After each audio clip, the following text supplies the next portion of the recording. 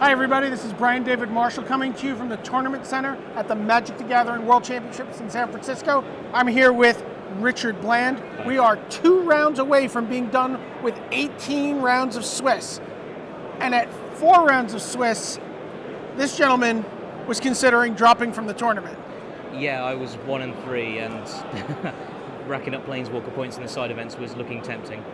So since then, since going 1-3 in the remaining 12 rounds, you've gone 11-0-1.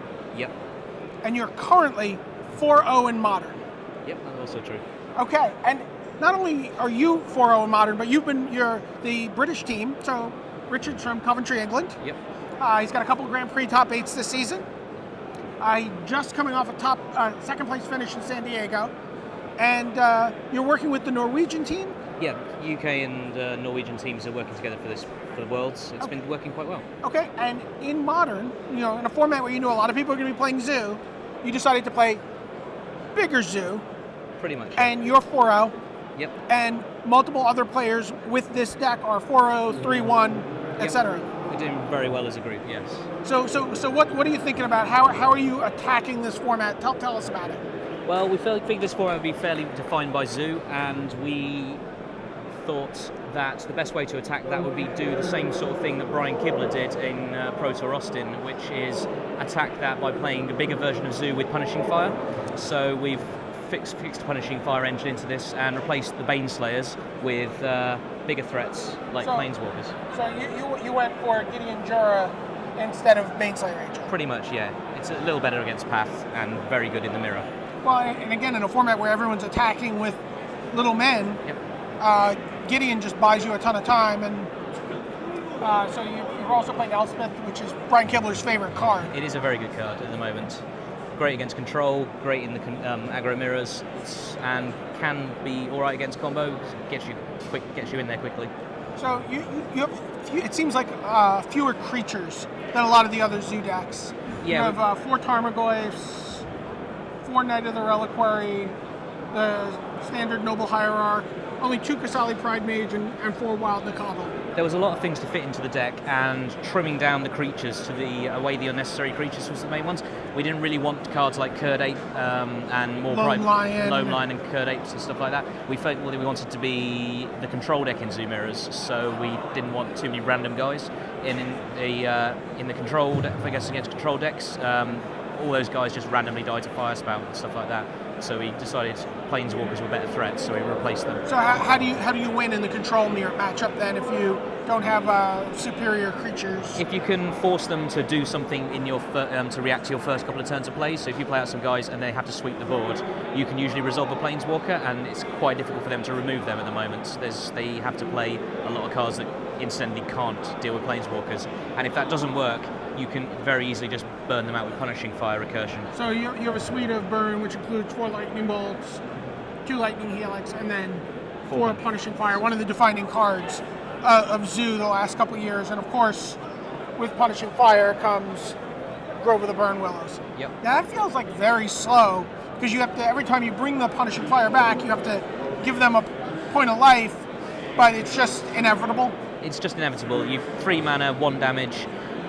You end up 24 lands in this deck and mana guys, and you get Path to Exile a lot, so you do end up in the mid to late game with quite a lot of mana untapped, and having not to do anything and just pass the turn and say end of turn you're going to be 3 life less, leaves them needing to put something down themselves, and then they have to tap out, and then you can resolve something better. Now, one of the things that seems interesting about this deck also is compared to, say, the Domain Zoo decks, you don't have a ton of what they call shock lands, right? You're playing 5 lands that come into play and yep. cost you 2 life. You have 8, a very clean set of 8 fetch lands. The mana base is something we worked on for quite a while. The idea behind it is in the Zoo Mirror matches to not take as much damage as them.